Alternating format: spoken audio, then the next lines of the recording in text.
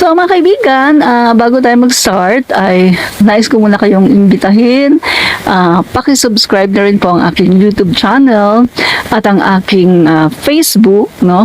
Admin Rich Commentarista, no? At sa aking YouTube naman, Admin Rich din po, mga kaibigan.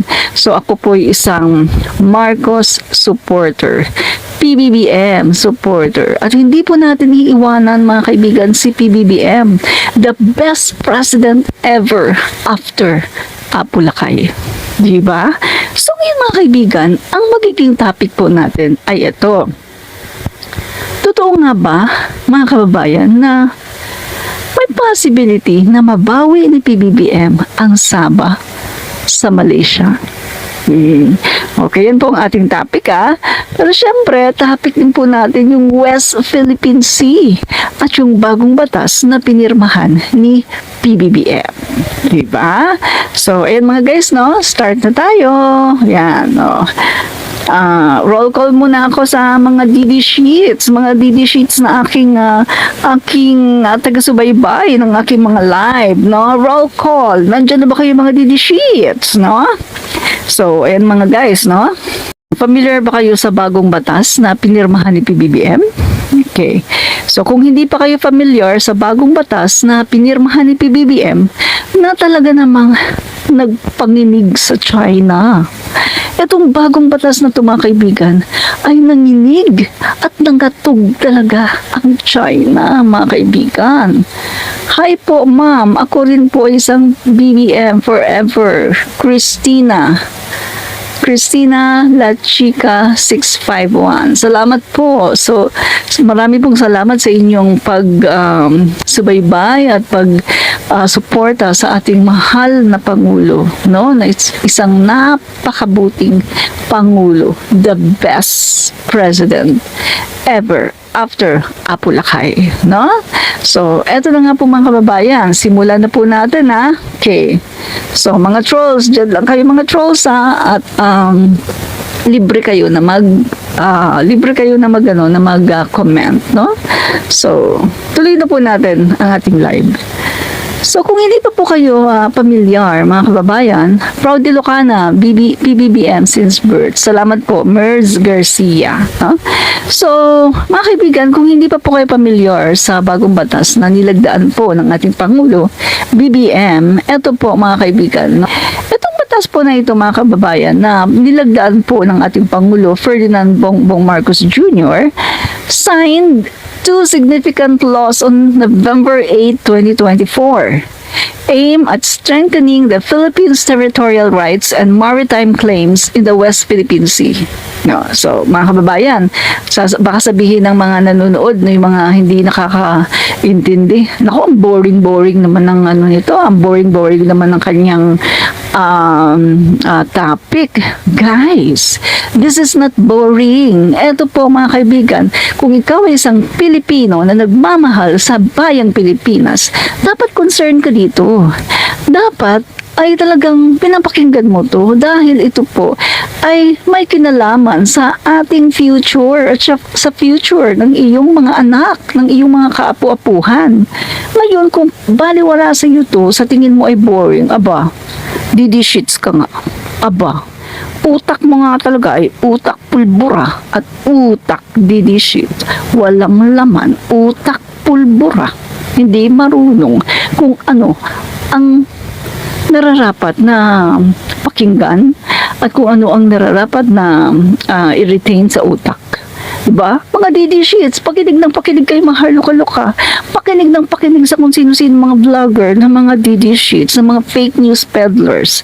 Pero yung mga katotohanan, yung mga magagandang balita ng administrasyon, mga magagandang balita para sa Pilipinas, ayaw pakinggan. So ano ka? Parang hindi ka Pilipino. Sa bagay, mga DD Sheets, di ba? Mga citizen ng impyerno. Di ba? DD Sheets are citizens of hell. Yung isa, yung po ninyo, presidente daw siya ng impyerno. Pagkatapos yung tatay, vice-presidente ng impyerno. Oh, di ba? Sabi ko sa inyo di ba mga kababayan, no? So, eto na mga guys, no? Eto na. Eto po, noong November 8, 2024, mga kaibigan, nag-sign po ng dalawang very significant law ang ating Pangulo Bongbong Marcos. Tungkol po ito sa Philippines' territorial rights and maritime claims in the West Philippine Sea, mga kababayan. These laws are... Gagayahin ko si Duterte. Ganito si Duterte magsalita Philippine Maritime Zones Act, Republic Act number 12064. Ganyan magsalita si Duterte. Ngiwi na ngiwi.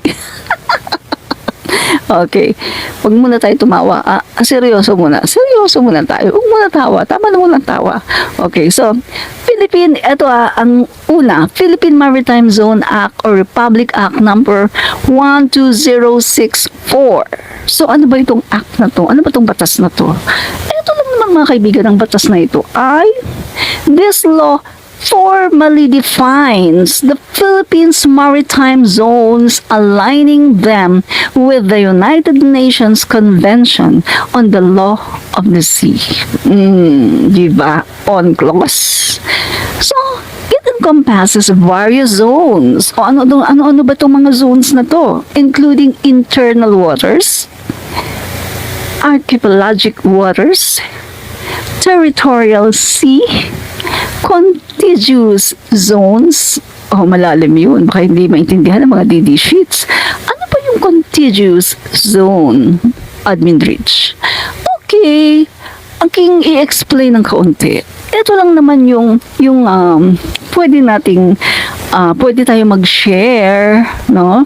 Mga iba-ibang mga bansa, pwede tayo mag-share sa water na yan. Pwedeng dumaan dyan ng iba-ibang mga bansa, hindi lang Pilipinas, hindi lang China, hindi lang Vietnam, kundi ang iba-ibang mga barko sa buong mundo. Yan yung area na kung saan shared. Pwede tayo mag-share, no? Dadaan yung mga bansa dyan, ang mga barko ng iba-ibang bansa, pero provided na innocent passage. Hindi pwede yung dadaan ka. Uy, mayaman itong karagatan. Mag-fishing kayo. Hindi pwede yun. Kailangan innocent passage. Yung dadaan ka lang, tuloy-tuloy ka lang, daan ka lang. Wala kang gagawin ng mga aktibidades. Hindi ka pwedeng mag-fishing. Hindi ka pwedeng mag-dig ng oil kung ano-ano lang. Basta dumaan ka lang dyan. Yun, papayagan yun. Ayan yung tinatawag na contiguous contiguous waters, no? Diyan po mga kaibigan, yung shared area of water na kung saan pwedeng mag-share ang iba-ibang mga bansa. So yan yun mga kababayan. So ano pa mga guys? No, eto pa mga kaibigan, no? Ang sabi dito, no? Yan yung mga law. Ito yung law na mga kaibigan, it encompasses various zones including internal waters, archipelagic waters, territorial sea, contiguous zones, exclusive economic zones or EEZ, and the continental shelf. Guys, ang ganda ng batas na to na pinirmahan ni PBBM. Dahil hindi lang siya tungkol sa ating exclusive economic zone, kundi napakaraming naman ito mga kaibigan. Napakaraming mga mga water na kasama.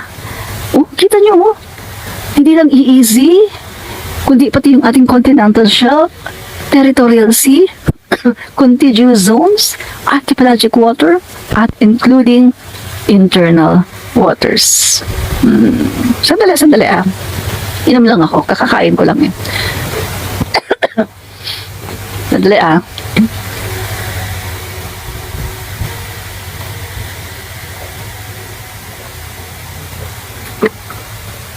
Inom lang ako.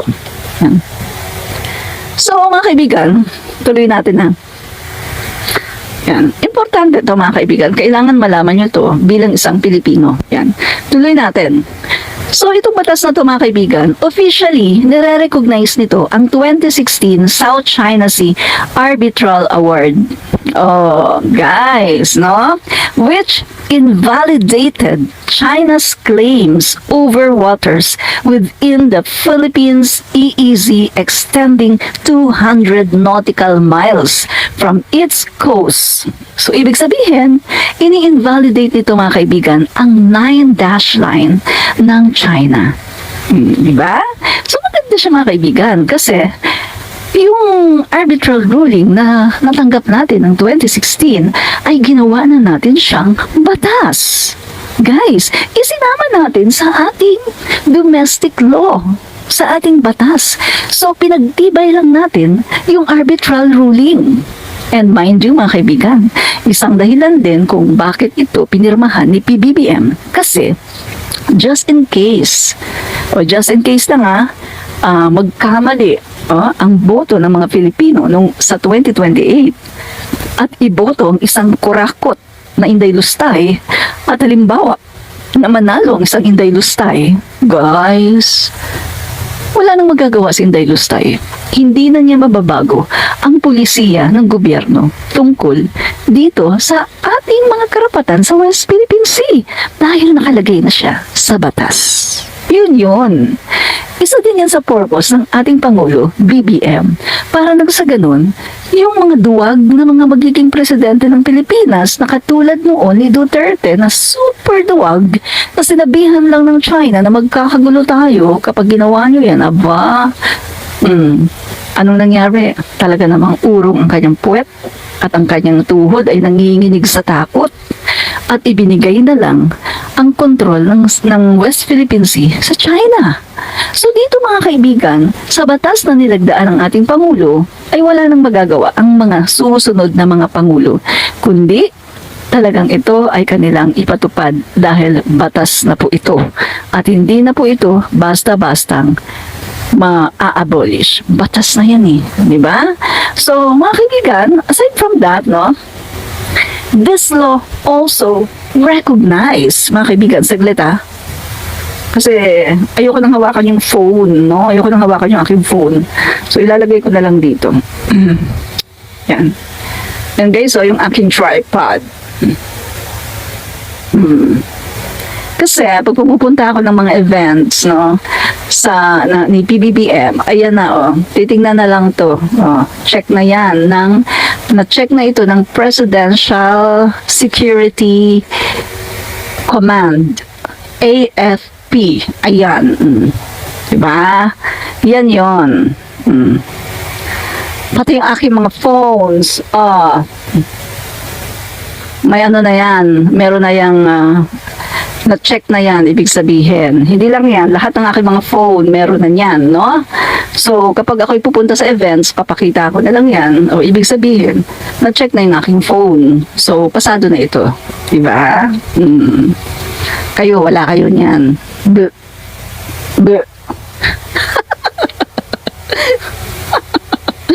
Ay, nako. Okay. Okay guys, no? Tuloy natin ang ating vlog, no? Kasi gusto kong malaman ninyo, dahil importante ito bilang isang Pilipino. Kung tunay kang Pilipino na nagmamahal sa iyong bayan, dapat malaman mo to, no? Yan. Hindi yung makapili ka, diba? So, na mga kaibigan, tuloy natin tutuloy ko na. Yan. So, ayun ang mga kaibigan, no? This law officially recognizes the 2016 South China Sea Arbitral Award, which invalidate China's claims over waters within the Philippines exclusive economic zone.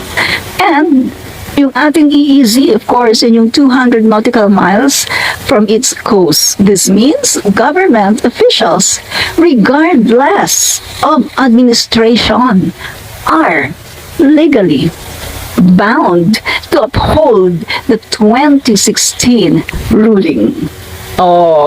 Yan yung sinasabi ko kanina sa inyo. Hindi ko pa nababasa yan, di ba kanina? Pero sinabi ko na sa inyo, memorize ko na to. Di ba? Pero kailan ko pa rin basahin. Pero alam ko ko na yung nakalagay dyan. Memorize ko na yan. Diba? Diyan yan.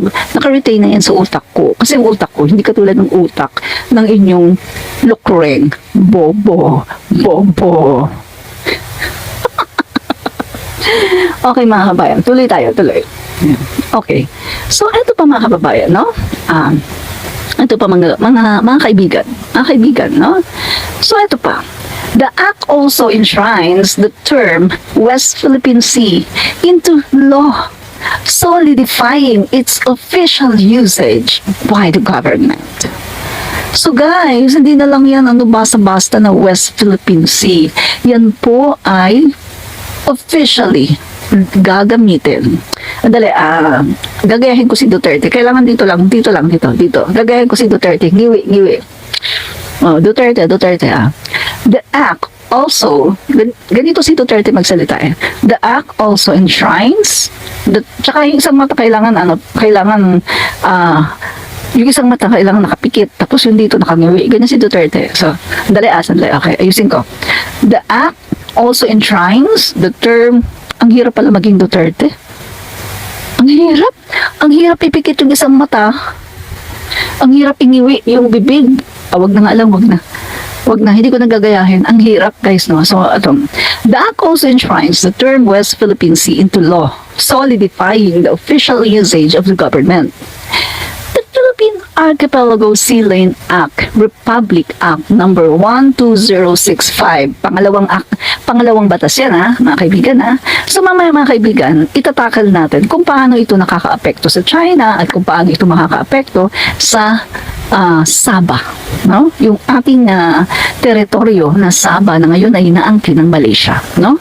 So mga kaibigan, ito ba? Number 2, yung Philippine Archipelagic Sea Lanes Act or Republic Act number 12065. Itong law na ito mga kaibigan establishes a system of archipelagic sea lanes and an air routes. So, mga kaibigan, hindi lang pala sea lanes, kundi maging sa kalawakan. Ganda ng patas na to. Galing talaga ng ating Pangulo BBM. Napaka-strong leader ng ating Pangulong BBM. Napakagaling, napakatalino.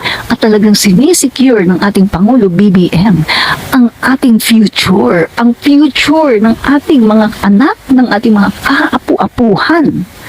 Guys, hindi nagawa ni Duterte yan. Dahil si Duterte, ipinamigay lang niya ang control ng West Philippine Sea sa China. At even, nag-wish pa siya na maging province of China tayo. Mga kaibigan, nakakatakot dahil yung past administration ay okay lang sa kanyang ma-invade tayo ng China kapalit ng bilyones. Grabe, nakakatakot mga kababayan Mabuti na lang at talagang meron na tayo ngayong Pangulo in the person of PBBM Ferdinand Bongbong Marcos Jr.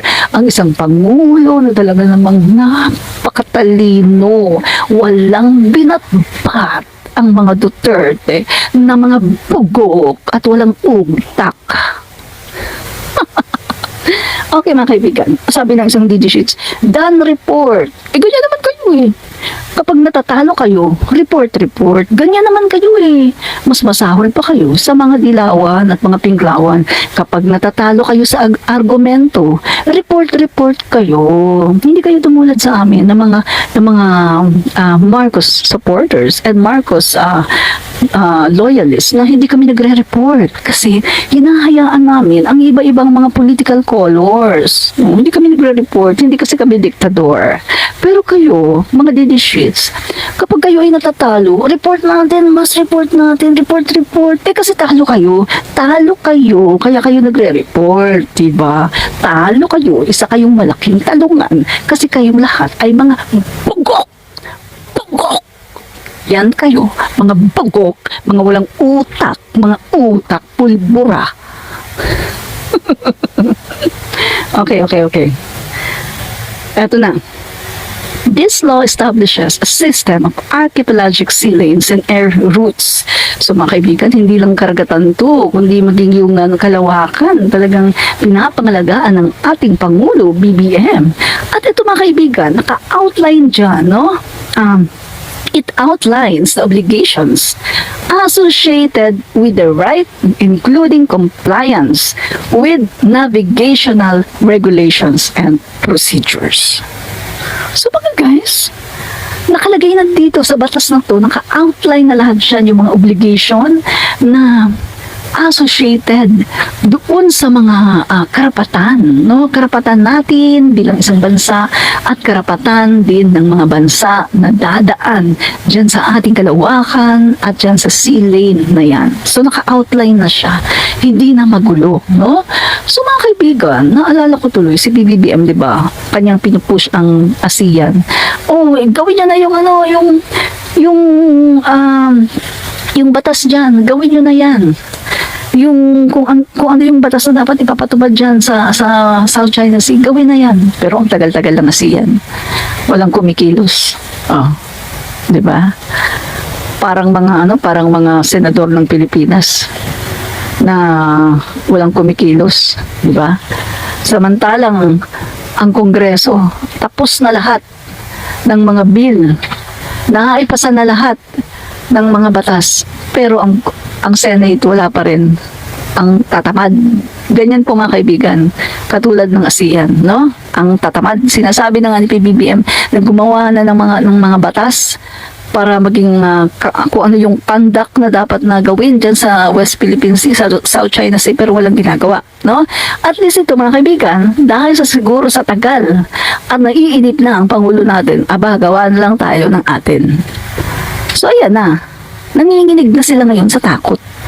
At sila ngayon naman talaga mga kaibigan ay galit na galit dahil eto na, kailangan nila itong i-honor dahil ino-honor ito ng international law. At ano pa mga kaibigan?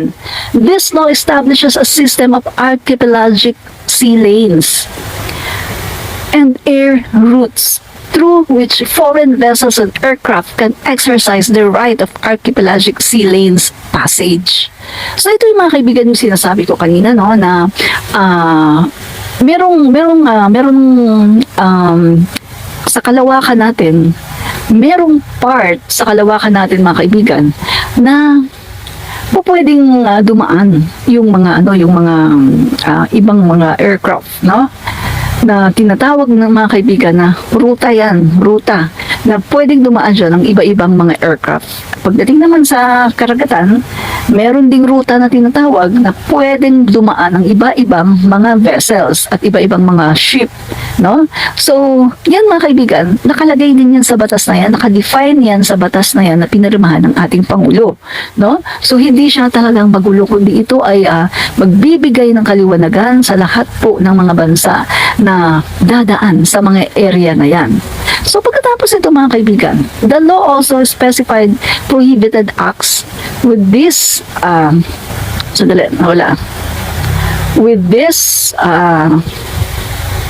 the law also specified prohibited acts within the sea lanes and air routes and established liability for any damage caused by non-compliance. O, di ba?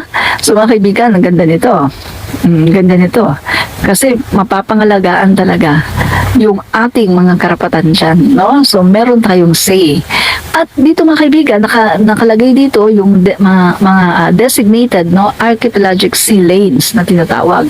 Una, yung sea lane number 1, Philippine Sea, Balintang Channel, West Philippine Sea, and then sea lane 2, Celebes Sea, Cebu 2, Passage, Sulu Sea, Cuyon Sea, Cuyon East Pass, Mindoro Strait, West Philippine Sea. And then sea lane number 3, Celebes Sea, Basilan Strait, Sulu Sea, Subata Channel, Balabac Strait, West Philippine Sea. So these laws are seen as a response to ongoing tensions with China over the West Philippine Sea. While the Philippines has repeatedly protested China's maritime expansion in its waters, Chinese vessels continue to harass Filipino boats. So mga kaibigan, no, mamaya papakita ko sa inyo yung isang balita mga kaibigan, no, na dahil sa batas na pinirmahan na ito ng ating Pangulo BBM ay tagumpay po ang resupply mission ng ating mga Coast Guard nang wala pong naghihinder, nang wala pong nambubuli. O diba? Kudos sa ating Pangulo Ferdinand Marcos Jr. At mga kaibigan, alam niyo ba, forever na pasasalamatan ng mga mangingisda ang ating Pangulo Ferdinand Marcos Jr. sa ginawa niyang ito. Lalong-lalo na kapag ito ay talagang tuluyan ng naipatupad at mga kaibigan, ang China ay hindi na talaga basta-bastang papasok at hindi na talaga ibubuli ang ating mga mangingisda. Talagang forever grateful dito ang ating mga mangingisda. Kasi mga kaibigan, sila ang unang-una dito na makikinabang. At the same time, ang sambayan ng Pilipino dahil tayo yung bumibili ng kanilang mga isda. Kaya forever na maaalala ng taong bayan si President Marcos Jr. Diba? Oo. BBM lang yan, hindi yan nagawa ni Duterte kasi si Duterte pinapamigay lang inyo na yan, diba? Pero si PBBM, nakita niyo naman, talagang hindi kayo po pwede, talagang very strong ang aming Pangulo BBM, very strong leader. Yung Pangulo niyo Duterte, lulugo-lugo. Pag sinabi ni Digong na huwag ganyan, magkakagulo tayo, sabi ni Duterte, Mr. President,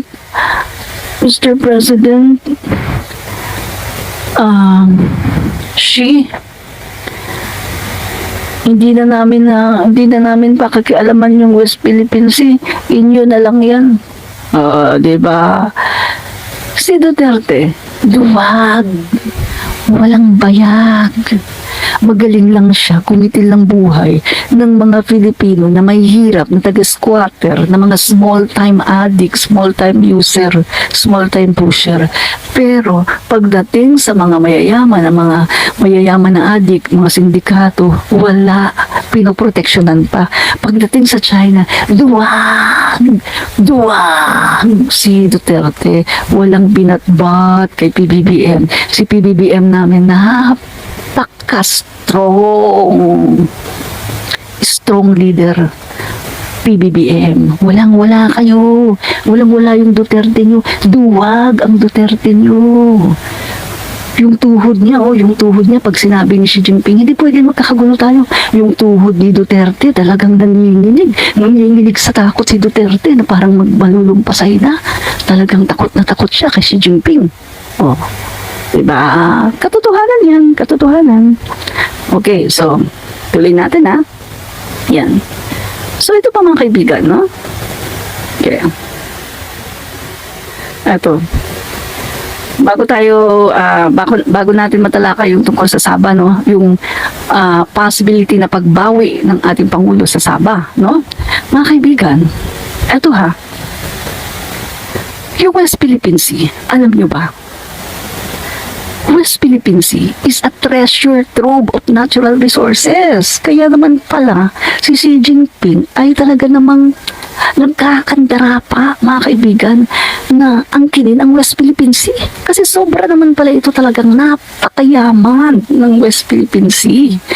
Alam niyo ba mga kaibigan, pagdating sa fish, pagdating sa fishes, ang West Philippine Sea, mga kaibigan, is a major fishing ground, contributed to significantly to the Philippines seafood industry, mga kaibigan, So ito estimated that the area holds a tenth of global landed catch fish, mga kaibigan. Sa buong mundo, mga kaibigan, talaga, ganito kayaman ang ating West Philippine Sea, ang ating mga karagatan. Ganito kayaman. Although napakaliit ng ating bansa, pero napakalaki ng kayamanan na ibinigay sa atin ng Panginoong Diyos. Guys, ganyan ang favor na binigay sa atin ng Panginoong Diyos. Binigyan tayo ng sobra-sobrang kayamanan na dapat nating ma-enjoy. And thank God dahil nandito na si PBBM. Nang dahil kay PBBM, merong malaking possibility na mababawi natin lahat yan dahil sa tapang, talino at strategy ng ating Pangulo Bongbong Marcos. Napakagaling. So ito mga kaibigan, it estimated that the area holds a tenth of the global catch landed fishes. The Kalayaan Island in the western area of Palawan account for approximately 20% of the Philippines' total marine fish catch annually.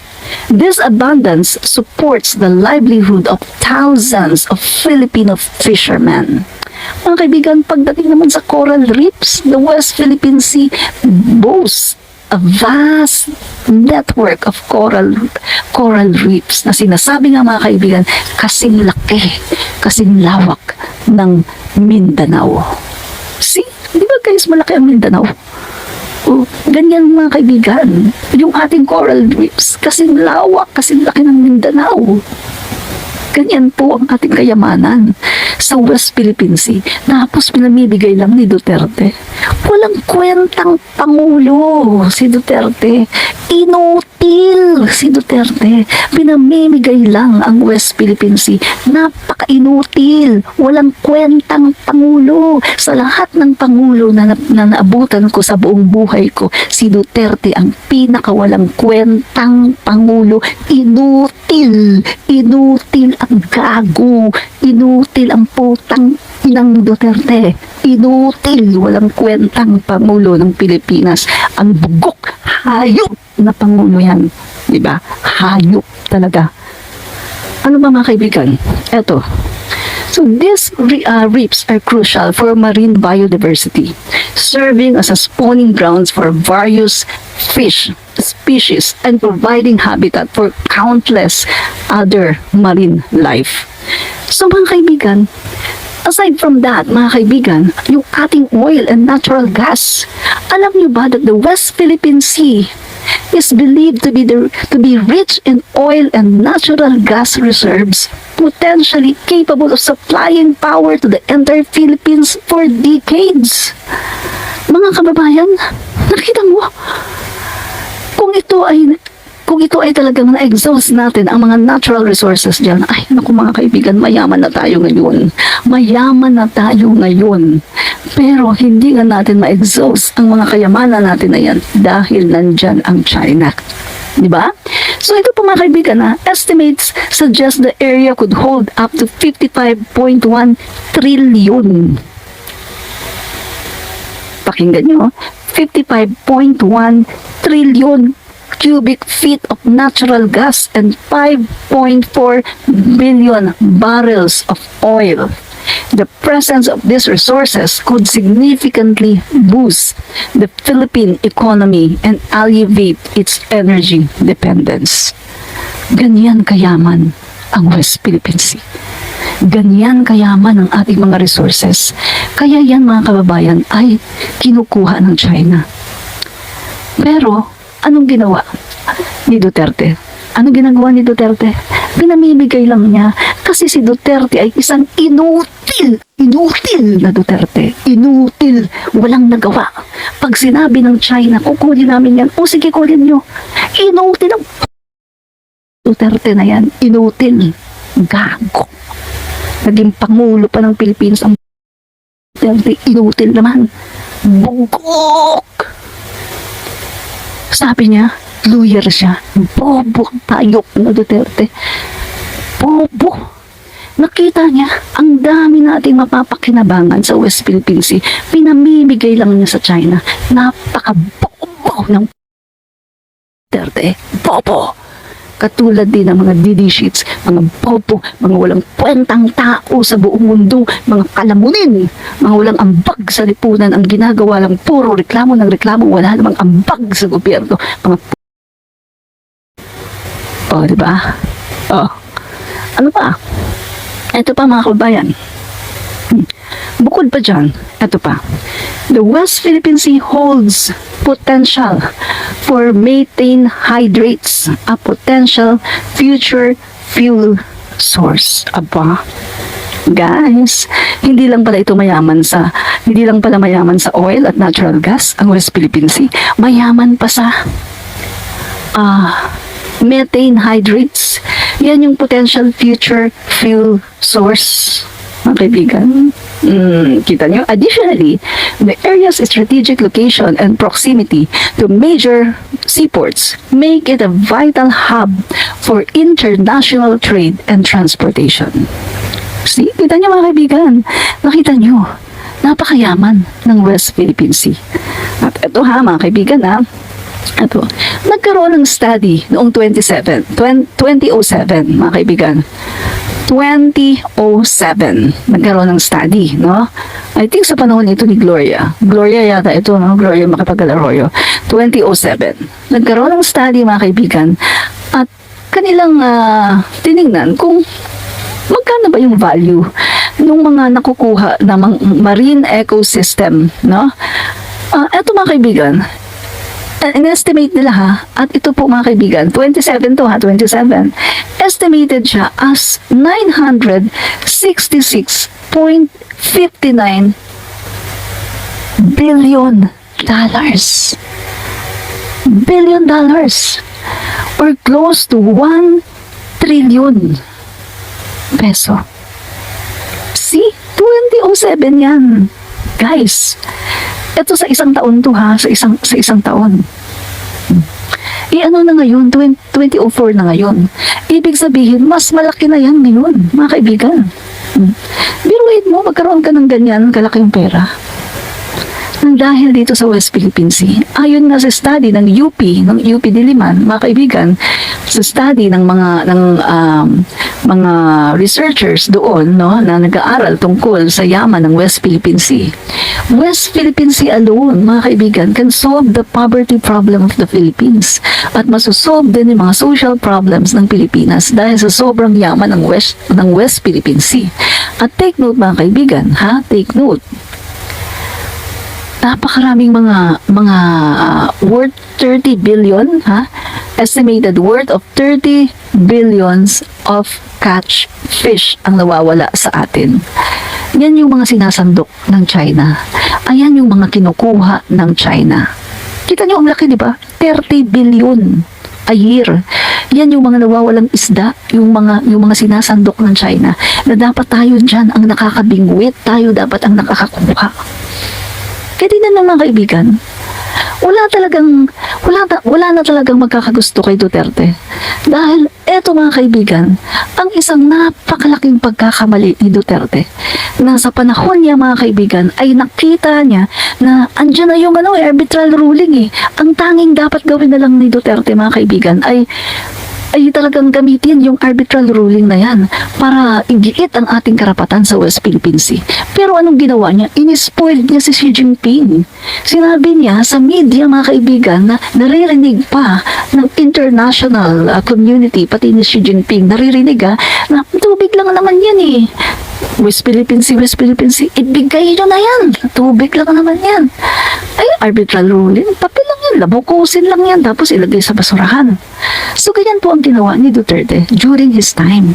Kaya nga, mga kaibigan, kung nakita nyo yung mga pa-survey, tinatanong, mga kaibigan, ang mga Pilipino kung ano ang take ng majority ng mga Filipino tungkol dito sa West Philippine Sea.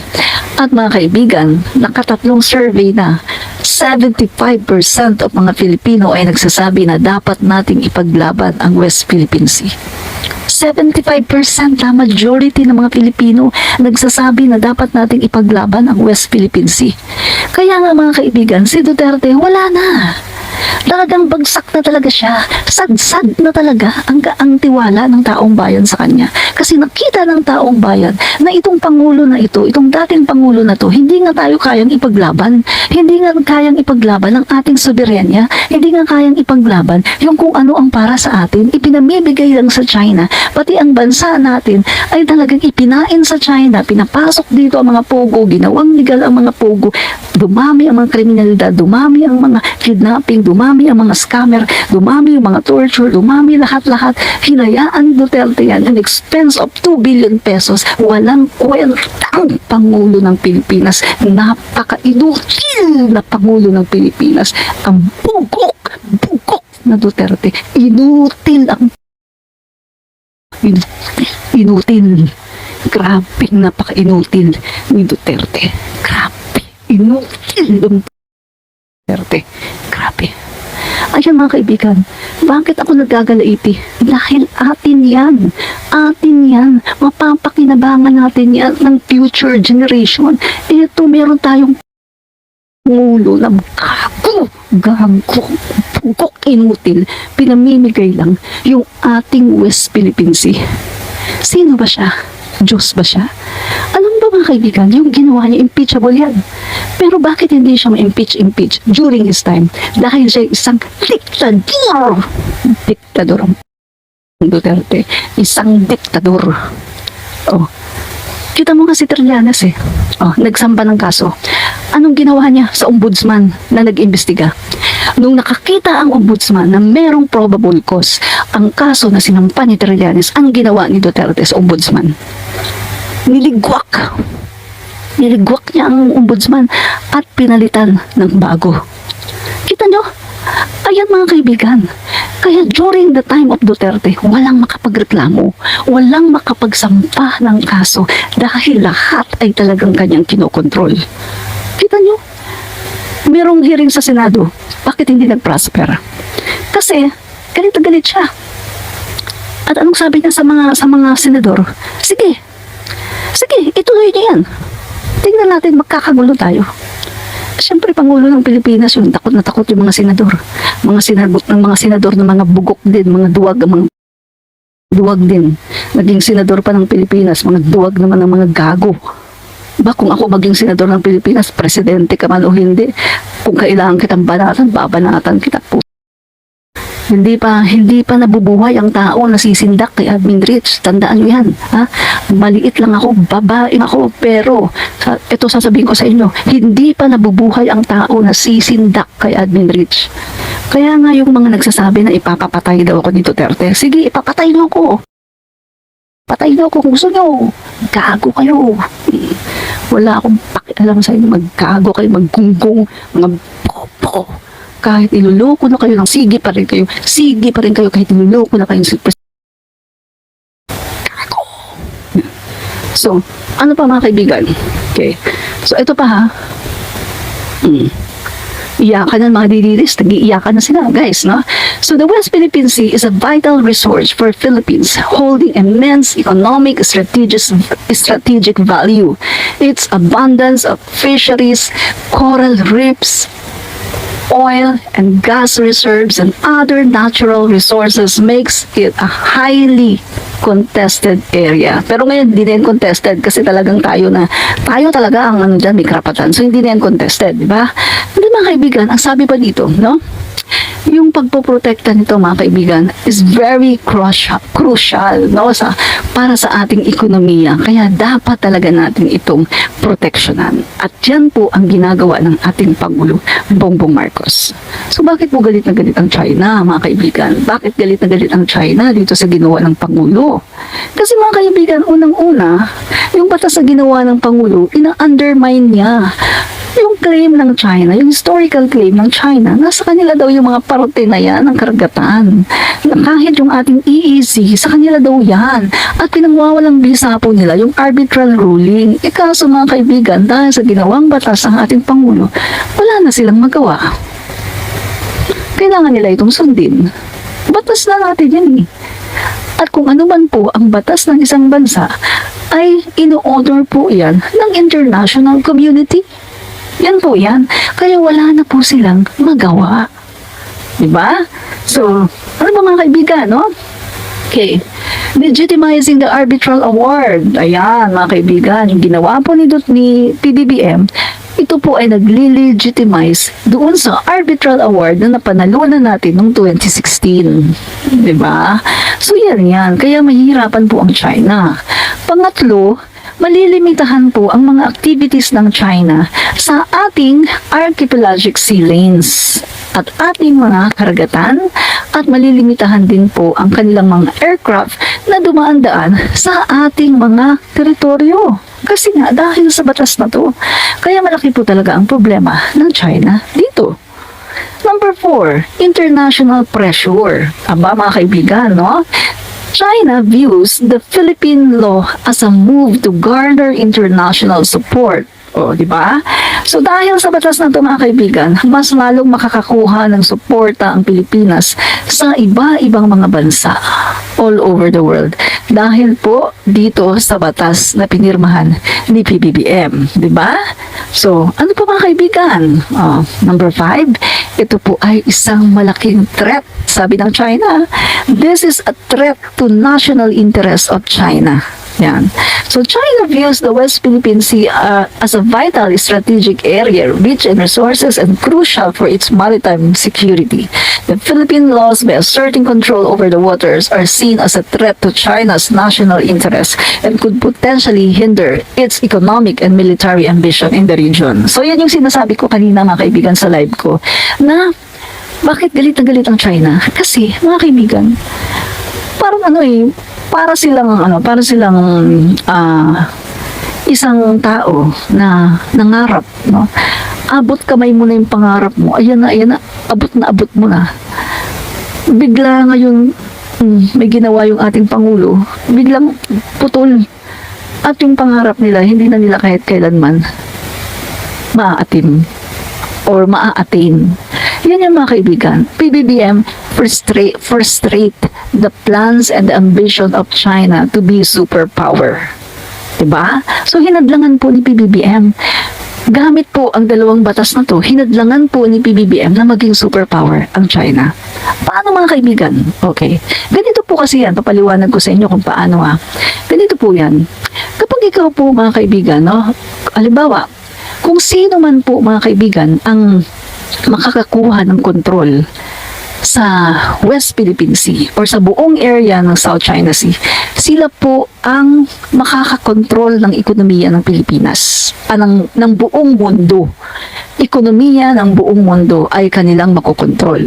The reason why gustong-gusto po ng China na angkinin pati yung West Philippine Sea para makontrol nila ang ekonomiya ng buong daigdig. Bakit? Kasi ganito po yan, makinig po kayo Ganito po kasi yan mga kaibigan. Kapag kanila pong nakontrol ang West Philippine Sea, no? So, iba pang mga karagatan, no? Doon sa tinatawag na South China Sea, no? Tapos, yung part doon, meron doong part na inaangkin natin, yun yung tinatawag natin na West Philippine Sea. So, in short, mga kaibigan, kapag hindi nila nasakop yan, yung West Philippine Sea, guys, yung lugar natin, very strategic location para mga kaibigan, alam niyo yung mga barko na dumadaan, mga iba-ibang mga barko ng iba-ibang bansa na dumadaan doon, nagti-trade sa iba-ibang mga bansa, no? For trading ito mga kaibigan. Halos 60% ng world trade dumadaan dyan. At once na nakuha po ng China ang control ng West Philippine Sea, alam naman natin kung gaano sila ka-greedy. At dahil po sa sila isang greedy nation, greedy po kasi ang mga communist China. Hindi ko inaano yung mga citizen kundi yung gobyerno, the government itself ng China. Greedy po sila So ibig sabihin, kapag sila po ang nakakuha ng control dyan, hindi po nila papasukin, hindi po nila ipapadaan yung iba-ibang mga bansa. Hahadlangan po nila ngayon yung pagpasok at pagdaan ng iba-ibang mga bansa na nagdadala ng kanilang trade sa iba-ibang mga lugar, iba-ibang mga bansa. In short, mga kaibigan, mahihirapan ngayon ang iba-ibang mga bansa at ang nagkokontrol na ng ekonomiya ay ang China. Diba? So, at hindi lang yan, pati military, mga kaibigan. Military. Kasi sabi ko nga kanina, very strategic ang West Philippine Sea. At yan po mga kaibigan ay malapit po sa Taiwan. At kapag nakuha po ng China ang control sa West Philippine Sea, napakadali lang po nilang ma-encroach o mapaligiran ang Taiwan at napakadali lang po nila na masakop ang Taiwan. Napakabilis po. At may possibility na pagkatapos po nilang sakupin ang Taiwan, ay isusunod naman nila ang Pilipinas. Diba? Yan po mga kaibigan. Kasi guys eto tingnan nyo 2019, panahon ni Duterte, influx of Chinese sa NAIA, sa Davao, ang dami mga kaibigan. Mga Chinese na nagbibigay lang ng gano'n yung pastillas. Kaya nga tinawag na pastillas scam. Nagbibigay lang ng parang candy na nakabalot sana parang pastillas na pag tiningnan mo ay pera ang laman. So ganun po, no? Hinayaan po ni Duterte na magsipuntahan dito ang mga Chinese, taga mainland po ito mainland China. At ito po yung mga Chinese na talaga mga illegal alien na wala namang mga dokumento pero hinayaan po na makapag-register, magkaroon ng birth certificate at magkaroon pa ng passport. Sila po yun, napakarami po nila mga kababayan. So this is a kind of invasion na ginagawa ng Chinese, not only in the Philippines but in the other countries in the world. Mga kaibigan, marami pong mga nag-whistleblower na mga Chinese din, yung mga nag-whistleblower na nagsasabi na isa sila sa mga tanim tao, mga tinatanim ng Chinese government papunta sa isang country para mag-invade doon sa gobyerno ng isang country at para talagang in the near future ay magamit nila yun sa kanilang invasion sa kung anong country ang gusto nilang i-invade. At dito sa Pilipinas, dahil sa ginawa ni Duterte na pinayagan niya ang mga Chinese na yan na pumunta dito, magkaroon ng birth certificate, magkaroon ng passport, eto na ngayon mga kaibigan ang nangyari. So, darating ang araw mga kaibigan, kapag na-invade ng China, itong Taiwan, ang mangyayari niyan, isusunod na ngayon ng Pilipinas. Magugulat na lang tayo na yung mga kasamahan natin, mga Chinese na nagtatrabaho lang dyan sa Pasay, na kunwari, nagninegosyo lang, magugulat na lang tayo, mga naka-uniforme na sila ng PLA at sila ay lumalaban para i-invade tayo, di ba? Guys, remember the World War II? Di ba? Na pumasok dito, ang daming mga Hapon, mga kaibigan. Ang mga Hapon, nagtrabaho dito, nag-aral dito, yung iba nag-asawa pa dito, talagang nagkaroon mga kaibigan, etc., etc. Pagkatapos ng World War II, biglang nag-announce ang Japan na, ayun nga, i-invade nila yung Pilipinas. So, mga kaibigan, yung mga Hapon na pumunta dito, na mga nagtatrabaho lang naman, yung mga nag-aaral lang naman, ay automatic mga kaibigan, nagkaroon sila ng obligasyon na lumaban para sa bansang Hapon. Sila mga kaibigan, biglang nagulat na lang tayo, ang dami ng Hapon, mga nakasuot na sila ng mga uniforme, pagkatapos tinutorture yung mga kababayan natin, nire-rape yung ating mga kababaihan, talagang ini-invade na nila yung Pilipinas, gumagawa sila ng mga harassment, kung ano-anong mga bagay. So, ganun ang mangyari sa ating mga kababayan. Kaya nagpapasalamat ako dahil eto, meron tayong Pangulo ngayon na tunay na nagmamahal sa ating bansang Pilipinas. Nang dahil kay PBBM, totally ban na ang Pogo, mga kaibigan. Ang Pogo na isang front lang ng China, ng military, ng PLA, no? Na front lang nila ang Pogo eh. Remember mga kaibigan, doon sa mga Pogo hub na raid mga kaibigan, may mga nakitang uniform ng PLA, may mga nakitang uniform ng mga military Chinese.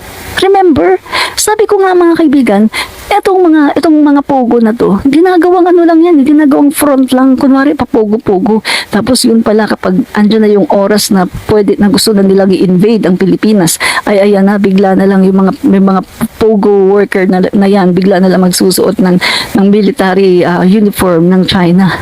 Pagkatapos andyan na, binabaril na pala tayo, hinuhuli na tayo, kung ano nung ginagawa nila, ini-invade na tayo. Ganyan po mga kababayan. Kaya nagpapasalamat talaga ako kay PBBM dahil po kay PBBM, ang presidente na may tunay na pagmamahal sa Pilipinas ay pinigilan po niya ito sa pamagitan ng pag-order that all Pogo are banned, illegal or illegal. Guys, hindi po ito nagawa ni Duterte. Dahil si Duterte, pinapasok niya ang Pogo, ginawa niyang legal ang Pogo dahil lang sa 2 bilyon, dahil lang sa 2 bilyon pinagpalit niya ang kaluluwa ng mga Pilipino. Napaka-inutil ni Duterte. Inutil, walang puso, hindi marunong maawa sa mga Pilipino. Samantalang siya mga kaibigan, kapag nangyari na yan, ma-spare siya kasi Chinese siya eh, di ba? Sabi nga niya, I'm Chinese. Meron siyang isang interview na bakit nagtitiwala ka sa China? Sabi ni Duterte, maybe because I am Chinese. Di ba? That's why I trust the Chinese government. Sinabi niya yan, merong napanood ako, mga kaibigan, na isang interview niya, isang foreign Chinese media na nag-interview sa kanya. At sinabi niya yan, coming from his mouth, na siya daw ay isang Chinese, kaya siya nagtitiwala sa China. So, ganyan mga kaibigan ang ginawa ni Duterte. na ngayon dahil si Pangulong PBBM na ang ating Pangulo ay nahadlangan na ng ating Pangulo BBM ang paglaganap dito ng mga pugo. Ang pugo na nagbibigay dito ng kriminalidad, sangkot pa sa mga kaibigan, doon ayon doon sa pag-aaral at doon sa hearing ng mga Quadcom, pati doon sa mga nagte-testify, mga kaibigan, konektado. Yung pugo, konektado siya sa droga. Konektado siya, mga kaibigan, sa korupsyon. Yung pugo, konektado siya doon sa mga parmali. At iisang pangalan ang lumulutang, Michael Yang. Ang economic advisor ni Duterte, ang best friend ni Duterte, Michael Yang ang lumulutang.